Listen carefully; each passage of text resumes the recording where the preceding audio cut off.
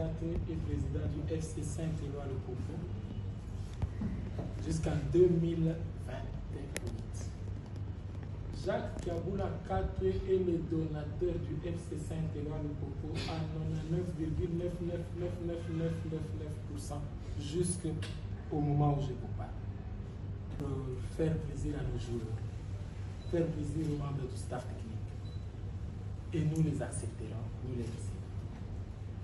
Le Popo, malgré tout ce que Jacques Kiaboula a fait, de sortir d'une équipe de Le Popo qui mangeait à même le sort, la Pacifique, l'hôtel de Monfino, jusqu'au standing où Le Popo se retrouve aujourd'hui. Si on doit quantifier, c'est énorme. À vous confirmer, sans peine d'être contredit, que Le Popo est en train de faire une histoire. Qu'on ne vous trompe pas, ce n'est pas depuis 43 ans que Le Popo n'a pas joué la Ligue des Champions, la phase de groupe de Ligue des Champions. Jamais Le Popo ne l'a joué. Ça sera la première fois. Et cette histoire s'écrit avec Jacques Kiaboula et tous ceux qui sont derrière lui. Et je vous confirme que Le Popo va jouer cette phase de groupe. Nous attendons le 3 qu'on cite, la date du 3. Ne prenez pas le 3 novembre comme date du calendrier, mais prenez le 3 novembre comme date où Le Popo connaîtra les 3 adversaires de sa phase de groupe. J'ai mieux pour d'autres groupes.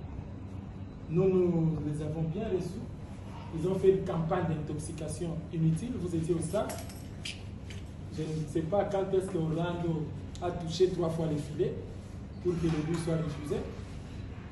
Il y a eu une position litigieuse sanctionnée, mais le joueur a continué à mettre la balle au fond des filets.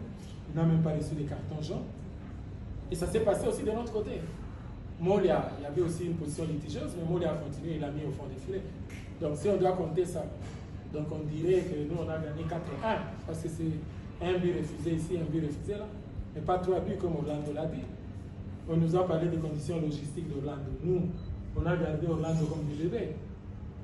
Les gens ont veillé à 22h, 23h pour aller prendre Orlando à l'aéroport. Ils étaient logés à Caravia. Je ne sais pas si Caravia, c'est un hôtel Yachini. Ils avaient l'escorte tous les jours. Et pourquoi ils n'ont pas signalé un seul incident auprès du commissaire au match pour qu'il le couche sur son rapport?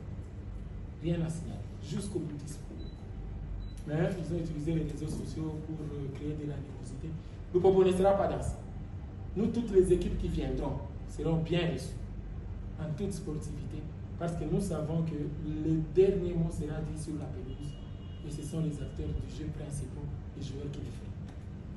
Enfin, j'ai ici devant moi, ça c'est ce qu'on appelle la liste des suspendus CAF, qui est actualisée à tout moment pour ceux qui jouent les compétitions africaines interclubs. Dans cette liste, nous avons à suivre, c'est bien écrit, suspension à suivre pour la saison 2025-2026. C'est une liste de septembre, avant que nous ne jouions Elmerek. Je vous rappelle que la suspension de Bouka, c'est du 22 septembre. Nous avons joué Elmerek le 27. La liste est là. Il y a tous les joueurs suspendus. C'est par nationalité. Après la première page, il y a les entraîneurs et encadreurs officiels. Je peux prendre par exemple le premier, 4 matchs. Mejdi Traoui. Deuxième, Mohamed El Mourani. Chanor, Mustafa. Je reviens chez les joueurs. Il y a un du côté RDC, vous serez peut-être surpris. Il y a un joueur qui s'appelle Kope Muchimba Mugalu. Je crois que vous le connaissez. La dernière fois qu'il a joué les compétitions interclub, c'est en 2021-2022. L'immigration kenyane, parce qu'on a vu une coupe. Moi et le deuxième joueur avec lui, on nous a mis dans la ligne des passeports diplomatiques. Mais il n'y a que chez nous, où on est en train de vulgariser les images de Moukoko qui sont jugées négatives. Ceux qui ont connu la version quartier latin, Tchamoutubaka, qui ne connaît pas cette date. il est en train de danser, mais vous voulez prendre ça comme s'il veut couper les cours des gens. Non,